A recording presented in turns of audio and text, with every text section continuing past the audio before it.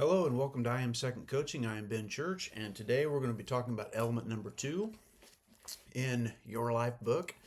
I think I said in the first video, or I'll say it again, you can get this for about $15. Dr. Wayne Anderson, Dr. A's Habits of Health. It's a journal book, goes over all 26 elements, and gives you questions and a place to journal so you can go back and refer to it later and see how things have changed and how things have gotten better for you. And the first element, I broke down my why and my story a little bit. And so before you do anything of any value, you got to have a why behind it. Otherwise, what are you doing it for? So I'm not going to rehash all that. You can go back and watch the first element video on my channel there.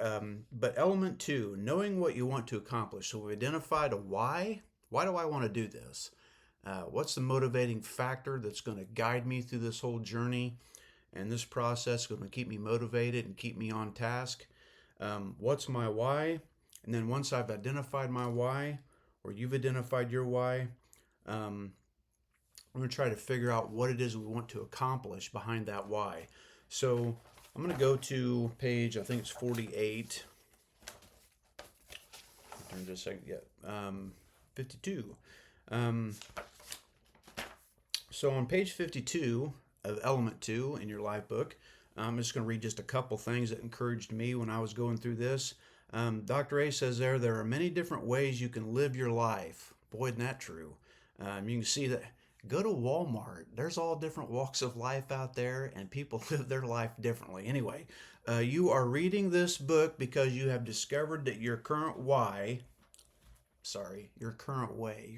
of doing things and living life is not delivering the results you want for your future. I'm just simply asking you, is what you're doing right now getting you somewhere, or are you a dead hamster on a wheel that just keeps spinning? It's something to think about. What is it you want to accomplish, and what's your why, and what is it you want to accomplish with that why? So I also know, he says here, he goes on, that the intervention you are making may be occurring at an inconvenient time. That's a big excuse. Now, there are legitimate reasons to put it off a little bit.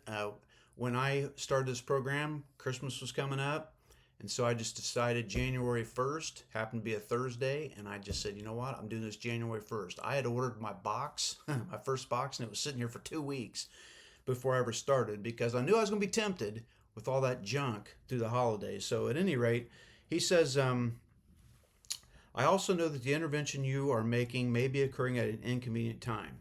Now, catch this. The truth is, there is never a good time to change your familiar routines and habits. Isn't that true? I mean, if you're going to do it, if you have a real motivating why behind what you want to accomplish and how you're going to get there, what are you waiting for? We can all come up with all kinds of excuses on why we don't do this, why we don't do that. I pastor a church. I hear excuses, not from my church people, of course.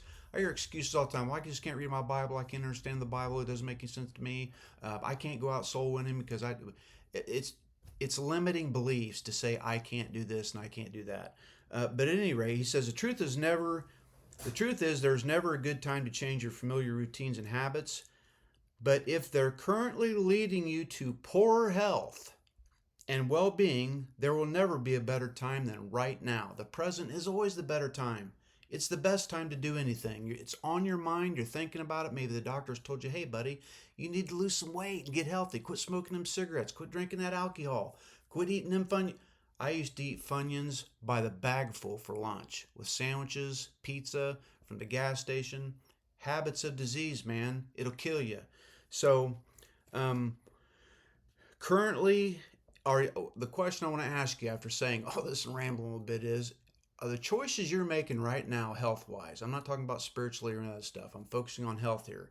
The choices you're making right now, each and every day, possibly 3, 4, 5 times a day, are they leading you to poorer health or better health? That's the question. TV commercials. You can't turn around without seeing all different kinds of TV commercials, streaming commercials. You can't even get away from the commercials. They're on the streaming thing. They're on YouTube, they're on Facebook, whatever, X, whatever it is you're watching, there's an ad somewhere. Somebody wants to make some money off of you. But TV commercials, Dr. A says here, are selling sickness in a way that is almost irresponsible. It is, if you think about it. They constantly perpetuate this stuff that's not good for you. They want you to eat it, drink it, gulp it down, chew it down, choke it down. By the way, they add addictive chemicals to that to keep you going back to the gas station, going back to the carbs, going back to the sugar, going back. Look it up, research it. Final thing I want to say is on this second element of knowing what you want to accomplish or trying to figure out. You got to know it first. You got to get there. Dr. A in his book here, he attempts this. Attempts is not the right word. He goes about this, the habits of health, with 6 macro habits, bigger, and then there's micro habits that are installed in each one of these macro habits to get you in the habit of choosing healthy and wisely. And so the first one is, there's 6 of them. There's healthy weight management. That's where most people start. That's where I started. And then I got down to my goal weight, transitioned off. Now I'm maintaining my weight. But the healthy weight management is usually the first one for most people. They just recognize the health's poor. They want to lose some weight, get healthy, get active again. The second one, healthy eating and hydration. We're going to teach you all that. Healthy motion. We're going to teach you how to get active in little steps. You don't have to overwhelm yourself and get frustrated. Baby steps. The point is just to get active. It doesn't matter where you're at. We're going to start you on moving for your benefit. Healthy sleep and energy management. Healthy mind. We're going to work on what's up on here. You'd be surprised how many choices you make because of what's up in here and the habits that you've installed. We're going to uninstall the bad ones and download the good ones.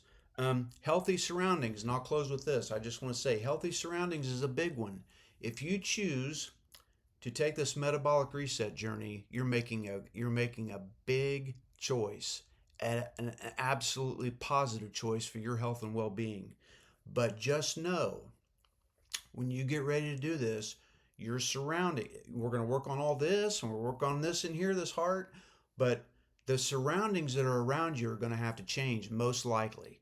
There are enablers. There are people that come around and want to push a donut on you or help you have a snack at night when you don't need a snack. A healthy snack's one thing, but bad snacks are not so good.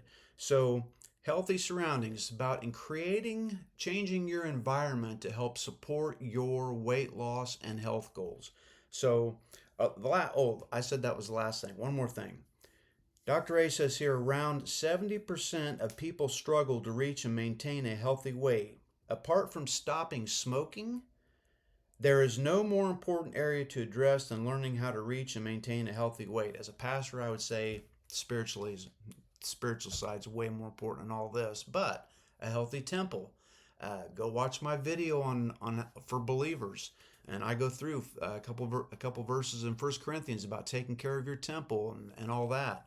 The Bible says we need to eat and drink for the glory of God, and I didn't quote that right, but whatever we eat and drink, we should do all for the glory of God. And you think about that. What is it I'm putting in my body? If you're a believer, it matters. It matters if you're not a believer. It doesn't matter one way or another. Whatever it is you put in your body is doing something to your body and to your health that's going to affect you. Either it's going to be a good thing or it's going to be a bad thing that's going to deteriorate your health. Until next time, you have a blessed time, and we'll see you in video 3. Bye now.